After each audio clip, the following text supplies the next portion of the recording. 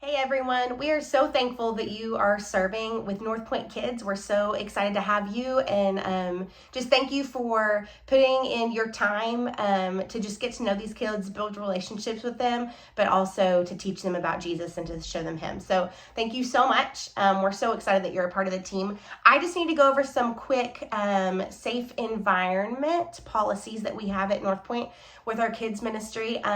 These are policies that we put in place to not only protect the kids, and these obviously are going to protect the kids, you're going to see that. But in today's world, it only takes one rumor, one person to say that something happened to wipe out a whole ministry. So it takes us forever to build it and all sorts of things to get a ministry rocking and rolling and going. But then one kid could say something or whatever, and that just wipes out a whole ministry along with the people in that ministry. So we want to create an environment that's going to protect not only the kids, but it's also going to protect the volunteers and the ministry as a whole. So some of this may seem a little bit much, but it is definitely to protect all of us. So we thank you for following these things. And we'll just get rolling.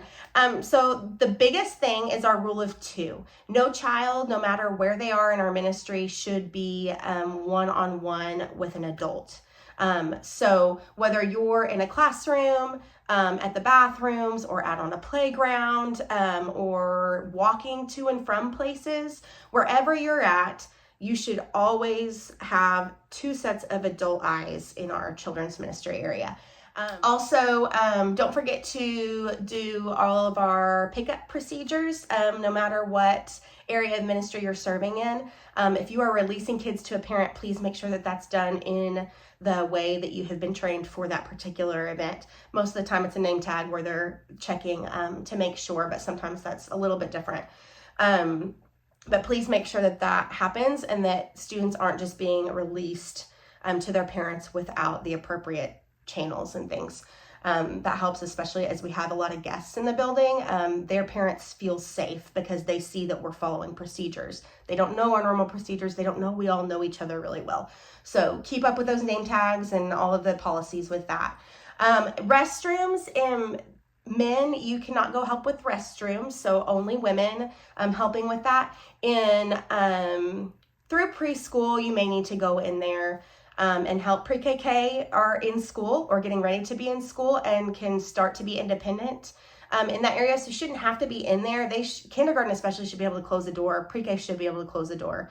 And then you might have to peek your head in every once in a while. But just remember, if you need to go in and help a child, make sure that there's another adult that has eyes on you as you're helping that child. The child might be a little bit hidden behind a wall, but that door is open so that we can see inside those spaces. Appropriate touch with our kiddos, high fives, fist bumps, all of those things are fantastic ways to connect with kids, and there's research that shows that we should be doing those things. So please do have fun with the kids, connect with them. However, with sitting in laps is probably the biggest thing. Kids want to sit in laps, and it's a really good way to get them to pay attention and things too.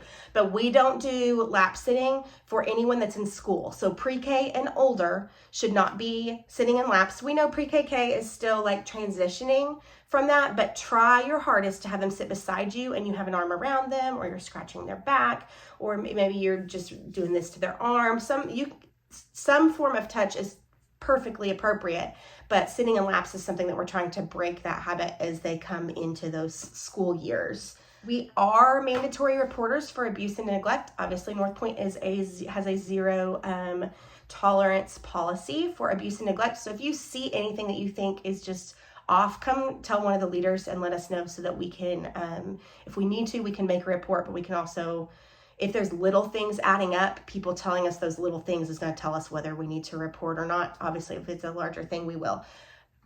Since I've been at North Point, we have not had to do any reporting, but I have been places where I have had to report in the past. So we are all mandatory reporters. Please make sure you're reporting to us or to the hotline. Emergency procedures, medical emergencies. You've got AEDs in the building. We've got first aid kits. All of the things, security can help with that as well.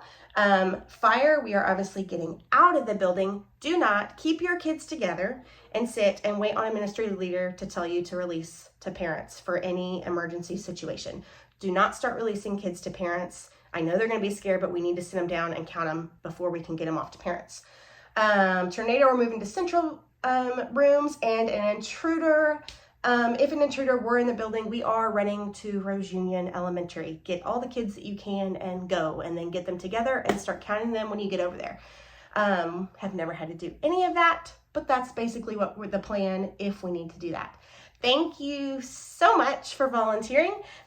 We are just so excited for all of the events and all the things that we have planned in the future, and we're glad that you're a part of it. We'll see you soon. Bye.